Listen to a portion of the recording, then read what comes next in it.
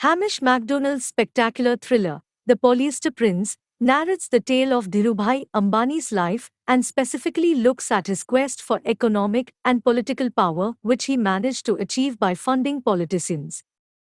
Politicians rely on businessmen to fund their electoral campaign. Therefore, getting backed by the richest tycoon in the country can make all the difference that a politician needs to win the elections. After winning the election, the politician will, in turn, return some benefits to the businessman by giving him tax leeways, special benefits, and trade licenses, if we can go back to the days of the license Raj in India. Today the fact is that Ambani is bigger than the government. If a political party takes a stand against him, he has his leaders in every political party who can pull down or embarrass the leaders. In this quote from the book lies the essence of the entire narrative. The political power in India is determined by the price of polyester in the country is another quote from the book that emphasizes the extent of Dhirubhai's power over the political system. The book asks an important question: what happens when political power and business power amalgamate, creating the strongest circle of people in the country whose power cannot be challenged? In the book, Dhirubhai is portrayed as someone with immense business power who lacks moral ethics. Ambani is portrayed as rash, ruthless, and unfair when it comes to business.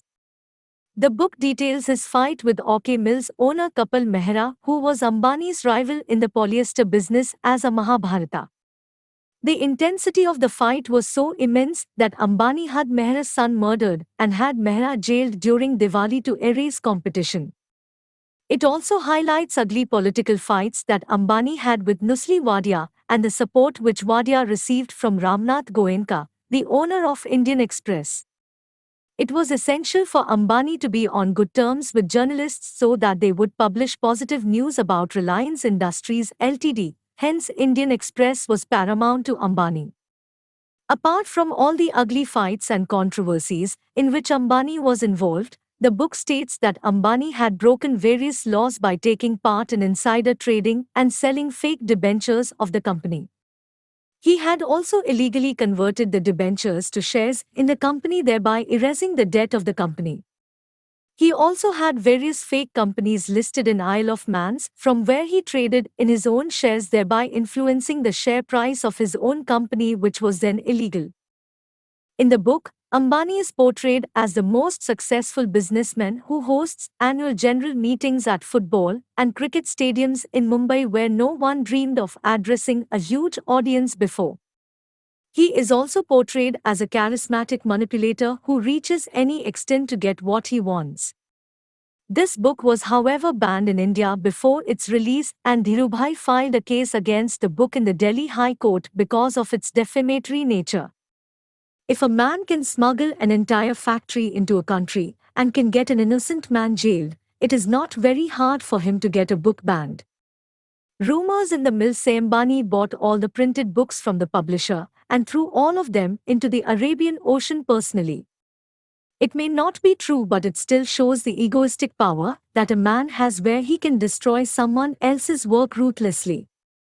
It also criticized the freedom of speech which people have in India, where speaking against political and business tycoons can land people in trouble and destroy their life's work. Guru, a Bollywood blockbuster released in 2007, was also inspired by Dhirubhai Ambani's life. It has a scene where the lead is bribing a minister who. This coincides with the event narration in The Polyester Prince, which increases the credibility of both the stories. In essence, Hamish Macdonald's The Polyester Prince is a mind-blowing treat to read because of the insights it provides about the political atmosphere of the 1970s during the times of the License Raj. The book is appealing not only to business enthusiasts but also to politics, history, and literature buffs. This banned gem will surely grab your attention and keep you hooked.